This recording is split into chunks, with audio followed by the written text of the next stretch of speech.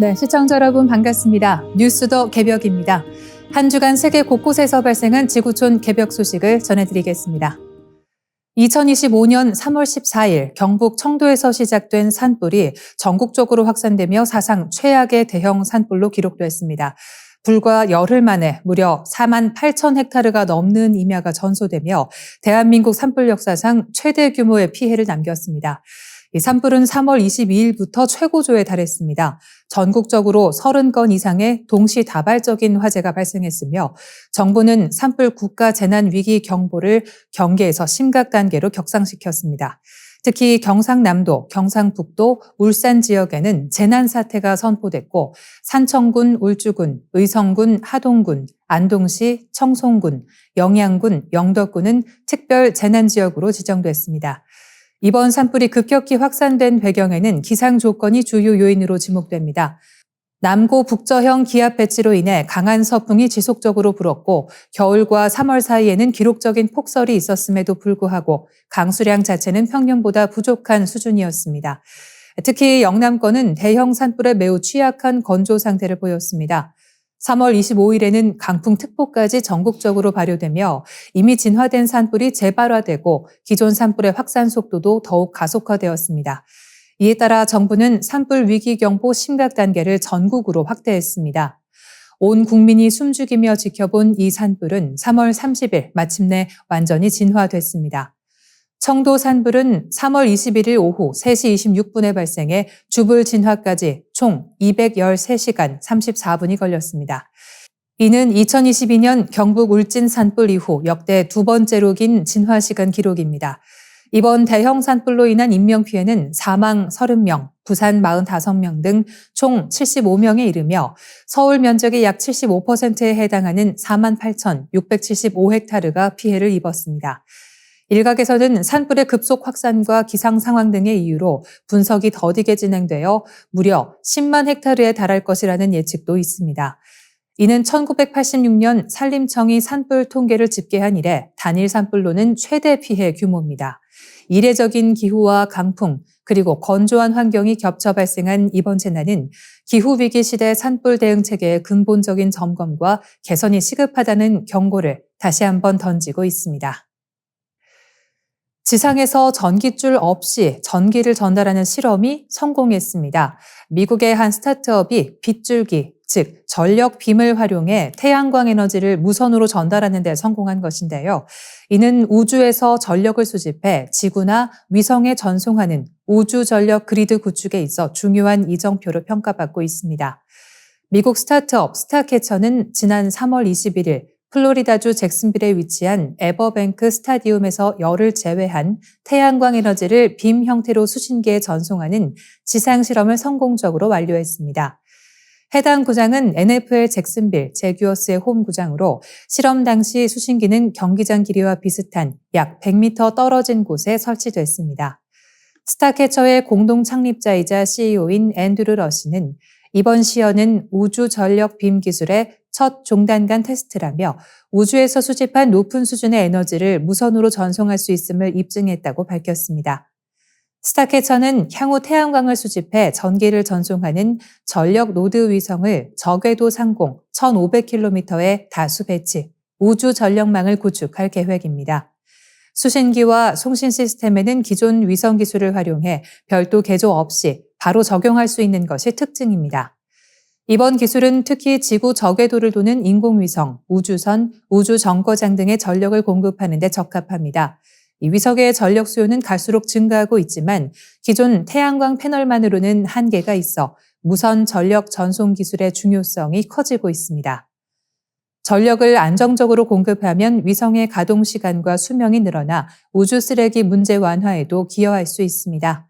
이 스타캐쳐는 올해 여름 나사 케네디 우주센터 활주로에서 더욱 대규모 실험을 계획하고 있습니다. 이번에는 500m 떨어진 모이 위성에 수백 와트의 전기를 전송할 예정입니다. 회사는 2025년 말까지 스타캐쳐 네트워크라 불리는 전력 공급용 위성 집단을 지구 저궤도에 구축하겠다는 목표를 세우고 있습니다. 한편 우주 태양광 발전은 낮과 밤, 날씨의 영향을 받지 않아 지상보다 약 8배 많은 전기를 생산할 수 있는 것으로 알려져 있습니다.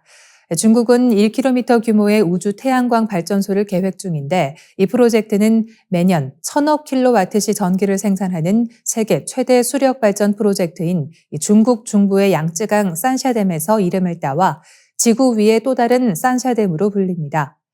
미국 캘리포니아 공대 연구진도 2023년 우주에서 태양광으로 생산한 전기를 메이플이라는 무선 전송 장치로 30cm 떨어진 수신기에 전송하고 다시 전기로 바꿔 발광 다이오드를 켜는 데 성공했습니다. 공상과학이던 우주 태양광 시대가 현실로 다가오고 있습니다. 중국 인민해방군이 특수 바지선을 이용한 상륙작전 훈련을 실시한 장면이 포착돼 주목받고 있습니다. 이 선박은 대만 상륙작전의 현실성을 한층 끌어올릴 수 있는 전략 자산으로 평가됩니다. 미국 자유아시아방송과 영국 텔레그래프는 3월 15일 최근 중국 소셜미디어에 올라온 사진과 영상을 인용해 이같이 보도했습니다. 공개된 사진에는 특수 바지선 3척이 해안가에 나란히 정박해 있으며 그중 맨 앞 바지선에는 길이 약 120m의 긴 교량이 펼쳐져 해변과 직접 연결돼 있는 모습이 담겨 있습니다. 뒤따른 두 척의 바지선은 서로 꼬리를 물듯 결합해 하나의 긴 통로를 형성하고 있습니다. 촬영 장소는 광둥성 잔장 인근 해역으로 추정되며 해당 지역은 중국 인민해방군 남부함대 본부가 위치한 곳입니다. 실제로 지난 3월 4일과 11일 이 지역 해안에서 중국군의 대규모 훈련이 있었던 것으로 확인됐습니다. 앞서 올해 1월에도 중국이 이동식 부두를 개발 중이라는 정황이 포착된 바 있습니다. 당시에는 위성사진과 먼 거리에서 촬영된 사진만 있었지만 이번에는 실물 영상까지 공개되며 구체적인 형태가 드러났습니다. 군사 전문가들은 해당 바지선이 대만 침공을 염두에 둔 전략 무기라고 분석하고 있습니다. 긴 교량은 이동식 부두 역할을 하며 탱크와 병력을 신속히 해안으로 상륙시킬 수 있습니다. 바지선 하부에는 해저에 고정할 수 있는 기둥, 이른바 잭업 리그도 장착돼 안정적인 정박이 가능하다는 설명입니다. 미국 해군 분석관 출신 토머스 슈가트는 세 척이 연결된 이 구조물의 총 길이는 약 850m로 추정된다며 더 깊은 수심에서도 해안에 접근할 수 있는 능력을 확보한 것이라고 분석했습니다. 대만은 동쪽은 절벽과 암초, 서쪽은 갯벌로 이루어져 있어 상륙이 어려운 지형으로 알려져 있습니다. 그간 중국군은 이런 지형에 적합한 상륙 수단과 보급 능력이 부족하다는 평가를 받아왔습니다. 그러나 이번 바지선은 그러한 한계를 극복한 기술적 진전으로 보입니다. 영국 텔레그래프는 해당 바지선이 제2차 세계대전 당시 노르망디 상륙작전에 사용된 멀베리 하버에서 영감을 받은 것 같다고 평가했습니다. 지정학위원회 소속 해상전력연구원 에마 솔즈베리 박사는 대만 침공 시 최대 과제는 무거운 장비를 신속히 이동시키는 것이었는데 이 바지선은 그 해답이 될 수 있다고 밝혔습니다. 해양수산부는 서북극해에서 대서양화 현상이 뚜렷하게 확산되고 있음을 세계 최초로 확인했다고 3월 30일 밝혔습니다. 대서양화란 기후변화의 영향으로 따뜻하고 짠 대서양 해수가 북극해로 더 많이 유입되면서 이 북극해의 물리화학적 특성이 변화하는 현상입니다. 이 현상은 단순한 해수 흐름의 변화에 그치지 않습니다. 따뜻한 대서양 해수가 북극해 중층에 머물며 수온과 염분을 상승시키고 축적된 열이 해수 표층까지 도달해 해빙을 더 빠르게 녹이는 악순환을 초래합니다. 극지연구소 조경호, 정진영, 양은진 박사 연구팀은 미국 알래스카 대학교와 협력해 2017년부터 7년간 동시베리아해에 설치한 장기 계류 관측 시스템을 통해 이 현상을 추적했습니다. 그 결과 고온, 고염, 바닷물층의 상단 높이가 2000년대 초반 대비 약 90m 상승한 것으로 나타났습니다. 이는 대서양화가 북극해 반대편인 서북극해까지 확장됐음을 시사하는 중요한 관측 결과입니다. 이와 함께 대서양화는 해양 생태계에도 영향을 미쳤습니다. 고온의 해수가 심층의 영양염을 표층으로 운반하면서 식물 플랑크톤 등 해양 1차 생산자의 먹이 환경이 풍부해졌고 이는 해양 생물의 번성 및 생산력 향상으로 이어졌습니다. 이번 연구는 해양수산부의 극지 해양환경 및 해저조사 연구개발 사업의 일환으로 진행됐으며 세계적 권위의 학술지 사이언스 어드밴스드 2월호에 게재됐습니다. 강도영 해양수산부 장관은 이번 연구는 접근이 어려운 서북극해의 변화를 우리 독자 기술로 분석한 사례로 기후위기 시대 북극 해빙 감소와 해양 생태계 변화를 이해하는 데 큰 기여를 했다고 평가했습니다. 지구 기후변화의 최전선에서 벌어지는 북극의 변화, 앞으로의 연구와 대응이 더욱 절실해지고 있습니다. 일본 정부가 난카이 해곡 대지진 발생 시 예상되는 피해 규모를 새롭게 추산했습니다. 일본 내각부 전문가 검토회는 지난 3월 31일 향후 30년 이내에 80% 확률로 발생할 것으로 전망되는 난카이 해곡 대지진에 대한 피해 예측을 발표했습니다. 이번 추정은 규슈 미야자키현 앞바다인 휴가나다에서 규모 9.0의 강진이 발생하는 시나리오를 기반으로 진행됐습니다. 쓰나미 높이와 침수 면적을 새롭게 계산한 결과 사망자는 약 29만 8천여 명, 피난민은 약 1,230만 명에 달할 것으로 예상됐습니다. 난카이 해곡은 시즈오카현 앞바다에서 시코쿠 남부, 규슈 동부 해역까지 이르는 해저 단층대로 과거 100년에서 150년 주기로 대형 지진이 발생해온 지역입니다. 이번 분석에 따르면 오키나와현에서 후쿠시마현에 이르는 광범위한 지역에 3m 이상의 쓰나미가 도달하고 고치현 일부 지역에는 최대 34m에 달하는 쓰나미가 밀려올 것으로 예측됐습니다. 침수 예상 지역은 30cm 이상 물에 잠기는 면적만 약 1,151제곱킬로미터에 이르며 사망자의 72%에 해당하는 21만 5천여 명이 쓰나미로 희생될 것으로 추산됐습니다.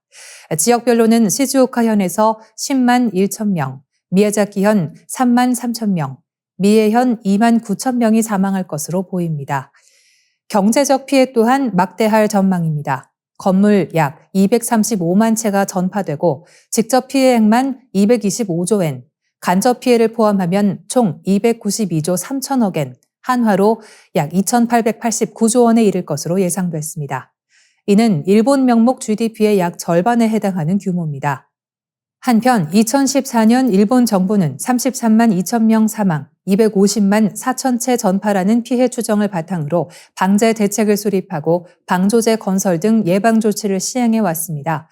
이번 발표는 다른 분석 방식에 기반한 것으로 동일 조건으로 비교하면 사망자 수는 약 26만 4천 명으로 20% 줄어드는 결과입니다. 정부는 이번 새로운 추정을 바탕으로 기존 방제 기본 계획을 수정할 방침입니다. 지진조사위원회는 지난 1월 향후 30년 이내 규모 8에서 9의 난카이 대지진 발생 확률을 약 80%로 발표한 바 있어 경각심이 더욱 높아지고 있습니다. 3월 29일 사우스차이나 모닝포스트와 AFP 통신에 따르면 최근 미얀마를 강타한 지진의 피해가 커진 주된 원인으로 진원의 얕은 깊이와 특이한 단층 구조가 지목됐습니다. 영국 지질연구소 소속 지진학자 로저 머스는 이번 지진의 진원 깊이가 약 10km로 매우 얕아 지면에 전달되는 충격이 거의 완화되지 않았다고 설명했습니다. 이에 따라 건물들이 강한 진동을 고스란히 받으며 큰 피해로 이어졌다는 분석입니다. 이번 지진은 규모 면에서도 이례적이었습니다. 미얀마는 사가잉 단층이라는 길이 약 1200km에 달하는 큰 단층대를 품고 있으며 이 지역은 2개의 지각판 경계에 위치해 지진 발생 위험이 상존합니다. 수도 네피도와 제2도시 만달레이가 단층 인근에 자리해 피해가 집중됐습니다. 과학자들은 이번 지진을 1950년대 이후 가장 강력한 지진으로 평가하고 있습니다. 임페리얼 칼리지 런던의 리베카 벨 교수는 사가잉 단층이 직선에 가까운 구조이기 때문에 단층이 한꺼번에 크게 미끄러질 경우 파괴적인 지진이 발생할 가능성이 높다고 경고했습니다. 일본 도호쿠대 도다 신지 교수는 1839년 대지진 이후 약 200년 동안 누적된 지각의 뒤틀림이 이번에 폭발한 것으로 보인다고 밝혔습니다. 그는 또한 단층의 어긋남이 아직 완전히 해소되지 않아 네피도를 포함한 주변 지역에서 규모 7 이상의 지진이 추가로 발생할 수 있다고 우려를 표했습니다. 한편 이번 미얀마 지진은 지난해 일본 노토반도에서 발생한 규모 7.6의 지진과 유사한 규모로 알려졌습니다. 그러나 피해 정도에서는 큰 차이가 나타났습니다. 노토반도 지진의 사망자는 570명으로 집계된 반면 미얀마 지진은 사망자를 1만 명 이상, 10만 명까지도 추산하고 있습니다. 전문가들은 이러한 차이의 배경으로 인구 밀도와 내진 설계 수준의 차이를 들고 있습니다. 인구 120만 명의 대도시 만달레이는 지진에 취약한 구조물을 다수 포함하고 있으며 미얀마는 오랜 내전으로 건물의 구조적 안정성이 낮은 상황입니다. 한편 노토반도는 상대적으로 인구 밀도가 낮고 일본의 엄격한 내진 기준이 적용되고 있습니다.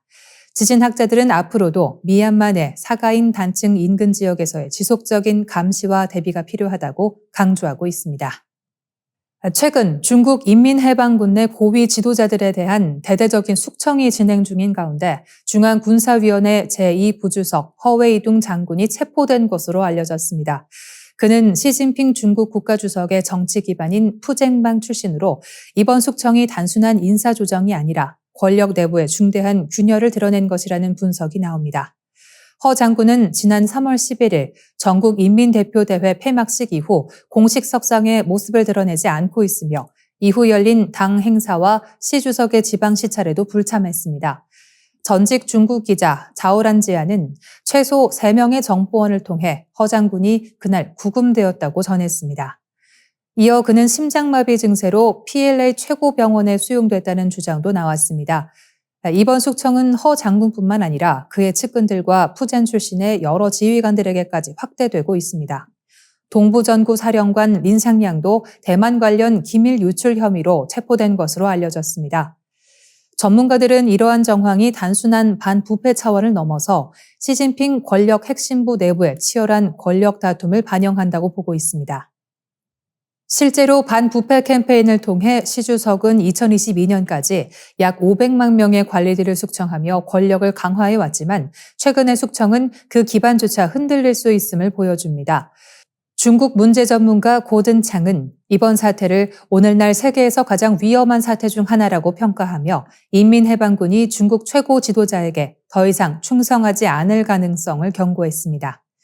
이런 불안정성은 시진핑이 내부 위기를 외부로 전가하기 위해 대만 문제에 더 공격적으로 나설 위험성을 키우고 있다는 분석도 나옵니다.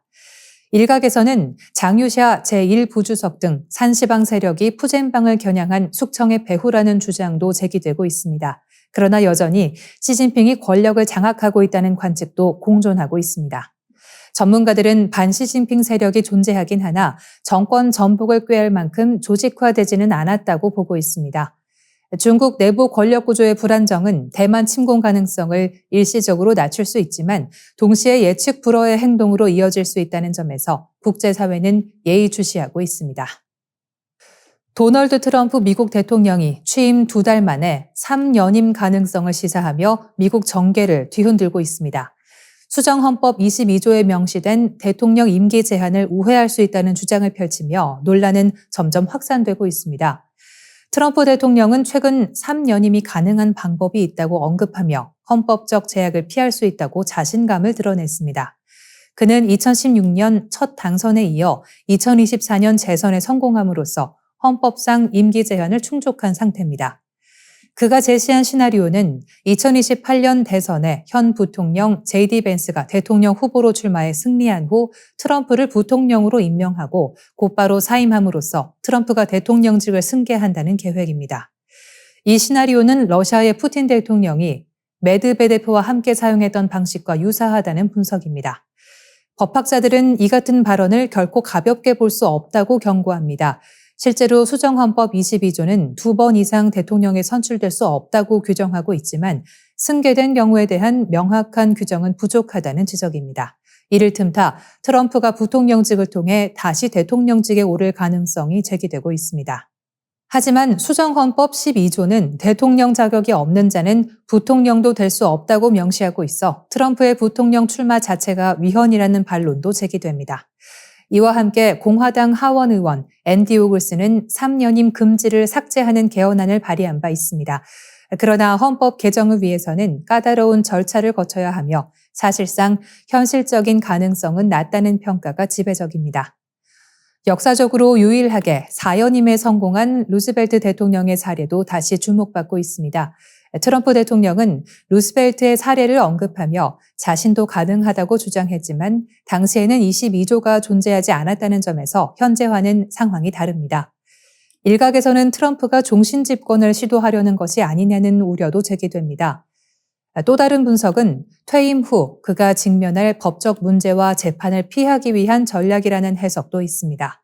그러나 미국이 민주주의의 상징인 만큼 3연임 시도는 국민적 저항에 부딪힐 것이라는 전망도 나옵니다.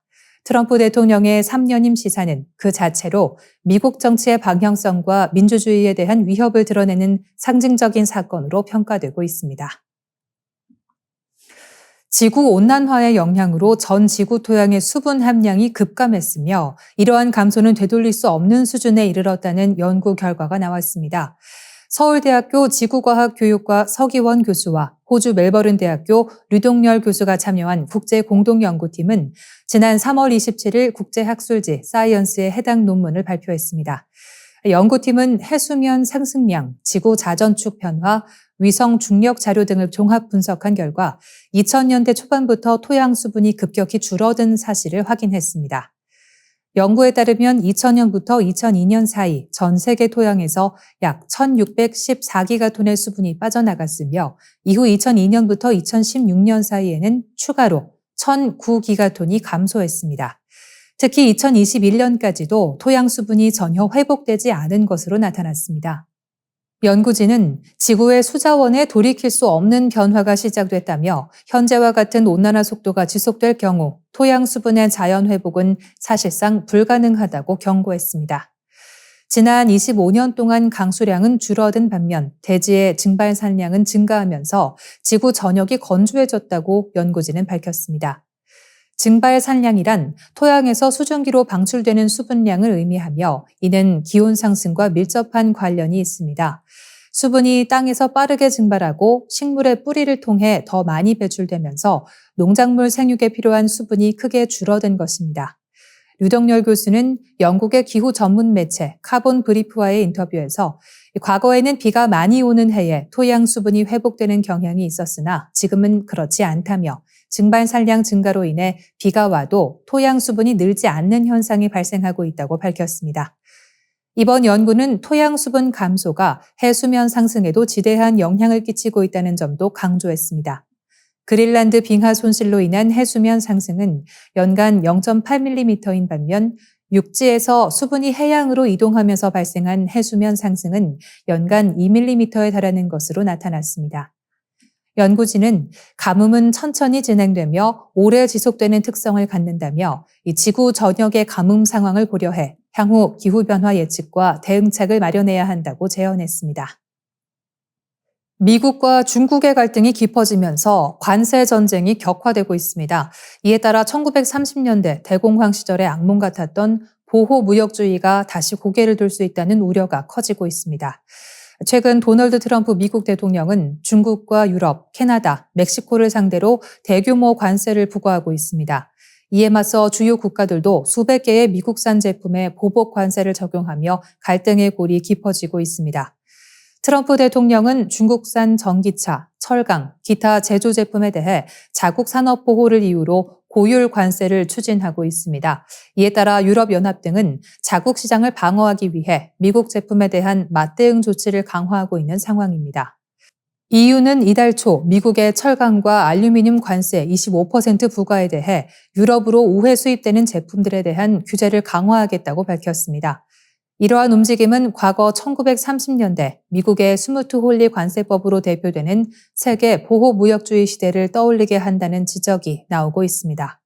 당시 미국이 캐나다와 유럽에 대해 관세를 인상하자 전 세계가 보복에 나섰고 결국 글로벌 무역이 붕괴되며 미국은 대공황의 직격탄을 맞았습니다. 전문가들은 현재의 글로벌 경제, 정치 환경이 100년 전과 유사한 흐름을 보인다고 지적하며 우려를 표했습니다. 다만 현대의 세계 평균 관세율은 과거보다 낮은 편이기 때문에 대공황 수준의 충격은 아닐 것이라면서도 장기적으로 경제와 외교 전반에 걸쳐 피해가 불가피하다고 경고했습니다. 월스트리트 저널은 세계무역기구가 자유무역 촉진과 분쟁 중재 역할을 해왔으나 현재는 그 기능이 상당 부분 마비됐다고 보도했습니다. 트럼프 대통령이 첫 재임 당시 WTO 위원 신규 임명을 보이콧한 사례도 지적됐습니다. 또한 유럽에서는 경제 침체 속 극우 정치 세력이 부상하고 있어 1930년대와의 유사성을 더욱 부각시키고 있습니다. 실제로 지난달 독일 연방의회 총선에서는 극우 정당 독일을 위한 대안이 20.8%의 득표율로 제2당에 올랐습니다. 케빈 오루크 파리 정치대 경제학과 교수는 값싼 수입품 유입으로 인해 유럽 제조업 일자리가 감소했고 금융위기 이후 기존 정치에 대한 불신이 커진 것이 극우 세력의 인기를 높였다고 분석했습니다. 이처럼 경제적 불안과 정치적 분열이 겹치는 상황 속에서 전 세계는 다시 한번 역사의 경고를 마주하고 있습니다. 미국은 2차 세계대전 이후 세계의 공장이었으나 1970년대 이후 제조업 쇠퇴와 함께 오하이오, 미시간 등 이른바 러스트벨트가 공동화됐습니다. 트럼프 대통령은 이 지역 지지를 바탕으로 제조업 부활과 보호무역을 전면에 내세웠고 바이든 행정부 당시부터 그 기조를 이어가고 있습니다. 현대자동차그룹은 지난달 미국에 총 $210를 투자해 자동차 생산을 확대하고 철강 공장도 신설하겠다고 발표했습니다. 미국이 부과하는 25%의 관세를 피하기 위한 조치지만 그만큼 국내 생산과 일자리는 줄어들 수밖에 없습니다. 한편 중국산 제품의 공세도 거셉니다. 현대제철은 인천공장 철근 라인을 한 달간 중단했고 포스코 역시 주요 공장 가동을 중단했습니다. 학계는 이를 각각 미국발 공동화, 중국발 공동화로 표현합니다. 한국 제조업이 양방향 압박에 놓여 있다는 의미입니다. 이러한 글로벌 현실을 생생히 그려낸 책이 바로 공급망 붕괴의 시대입니다. 이 책은 팬데믹 이후 글로벌 공급망이 얼마나 취약한지를 다루며 세계화에서 현지화로의 전환이 불가피하다고 말합니다. 한 한국 부품업체가 미국 건설장비 회사의 요청으로 멕시코 이전을 검토하는 장면이 대표적입니다. 세계화는 끝났고 이제는 현지화입니다라는 말은 지금 시대의 키워드입니다. 수출입은행 통계에 따르면 한국 제조업의 미국 직접 투자는 2020년 23억 달러에서 2024년 65억 달러로 3배 가까이 증가했습니다. 반면 같은 기간 중국 투자는 절반 이상 감소했습니다. 이는 자본과 기술이 미국으로 이동 중임을 보여줍니다. 문제는 이러한 해외 투자가 국내 일자리로 연결되지 않는다는 점입니다. 특히 윤석열 정부 당시 해외 자회사 수익에 대한 법인세를 면제해주는 제도를 도입했고 그 결과 대기업의 국내 환류 효과는 약화되었습니다. 지난해 법인세 1위는 삼성전자도 현대차도 아닌 한국은행이었습니다. 무엇보다 메이드 인 USA 정책은 국내 부품 산업과 고용에 직접적인 타격을 줍니다. 국내 부품을 사용하지 않으면 한국 기업이 해외에 공장을 세우더라도 실질적인 이익은 줄어들고 국내 노동자들은 일자리를 잃게 됩니다. 중소협력업체는 판로 상실을 걱정하고 비정규직 노동자들은 불안 속에 이직을 준비하고 있습니다. 글로벌 공급망 재편 속에서 한국 제조업도 거대한 전환의 갈림길에 서 있습니다. 지금 필요한 것은 관세나 공장 이전을 단순한 산업 이슈가 아닌 일자리의 문제로 바라보는 정책 전환입니다. 한국판 러스트벨트를 막기 위한 전략이 시급한 시점입니다. 호주와 중국 간 군사적 긴장이 고조되는 가운데 호주 대학대, 중국 정부의 문화외교 수단으로 알려진 공자학원이 잇따라 폐쇄되는 현상이 나타나고 있습니다. 연합뉴스와 BBC 보도에 따르면 지난해부터 호주 대학에 설립된 공자학원 13곳 중 6곳이 문을 닫은 것으로 확인되었습니다. 이들 중 멜버른대, 퀸즐랜드대, 웨스트 오스트레일리아대, 뉴사우스 웨일스대, 로열 멜버른 공대 등이 대표적입니다. 멜버른대는 2007년 난징대와의 제휴로 공자학원을 개설하였으나 지난해 8월 다양한 중국어 및 아시아 프로그램 운영으로 인해 계약 갱신이 불필요하다는 판단하에 폐쇄하였습니다. 뉴사우스 웨일스대는 자체 중국학 프로그램 개발에 주력하고 있으며 양국 간 열린 대화를 촉진하기 위한 노력을 기울이고 있다고 밝혔습니다. 한편 퀸즐랜드대는 공자학원 계약 만료 후 별도의 정부 지시 없이 폐쇄되었음을 강조하였습니다. 이와 같이 일부 대학에서는 공자학원 폐쇄가 군사적 긴장과 직접적인 연관 없이 대학의 교육 정책 변화 및 프로그램 다양화에 따른 결과라는 해석도 제기되고 있습니다. 그러나 지난 수년간 호주 연방정부는 추가 공자학원 설립을 제한하는 입장을 고수해왔으며 대학 측에는 교육 투명성을 높이기 위해 외국 영향력 투명성 제도 등록을 요구하는 등 관리 감독에 나서고 있습니다. 한편 최근 중국 해군 군함들이 호주 인근 해역에서 실탄 사격 훈련을 실시하면서 양국 간 군사적 긴장도 심화되고 있습니다. 지난 2월부터 약 한 달간 순양함, 쭈니함, 호위함, 헝양함, 종합보급함, 웨이산우함 등 3척의 군함이 호주 주변 바다를 일주하였으며 특히 2월 21일과 22일에는 호주와 뉴질랜드 사이 태즈먼해에서 이틀간 실탄 사격 훈련을 진행하였습니다. 이 과정에서 민간 항공기 항로 변경 등 안전 우려가 제기되었으며 호주 정부는 이번 훈련을 위력 시위로 해석하였습니다. 이에 따라 호주 정부는 잠수함 전력 강화 및 해군의 최신 기술 확보를 위해 미국과 MK-48 중어뢰 공동개발 계약을 체결하였습니다. 패트 콜로이 호주 방위산업부 장관은 이번 계약을 통해 현재와 미래의 위협에 대처할 수 있는 역량을 확보하고 국민의 안전을 보장하기 위한 조치를 지속적으로 강화해 나갈 것이라고 설명하였습니다. 이와 같은 상황은 중국의 문화외교 정책과 군사활동이 동시에 주목받으며 호주 내외에서 다양한 평가와 논쟁을 불러일으키고 있음을 보여주고 있습니다. 네, 이상으로 뉴스 더 개벽 마치겠습니다. 시청해주신 여러분 고맙습니다.